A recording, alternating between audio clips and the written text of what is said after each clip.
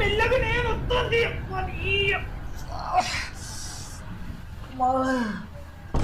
ఏమన్నా డాక్టరు ఎన్ని రోజులు రెస్ట్ తీసుకోవాలి? లోపల ఫ్రాక్చర్ అయిందట, ఒక 15 రోజులు కాలు కింద పెట్టుకోకుండా చూసుకోమన్నాడు.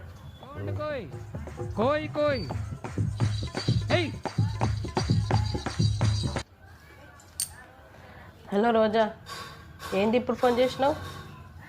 జ్వరం వచ్చిందా? టాబ్లెట్ తెచ్చిచ్చేటోళ్ళు ఇవ్వలేరా? అయ్యో, ఆయన కూడా కాలు ఫ్రాక్చర్ అయింది, డాక్టర్ 15 రోజులు కాలు కింద పెట్టొద్దు అన్నాడు.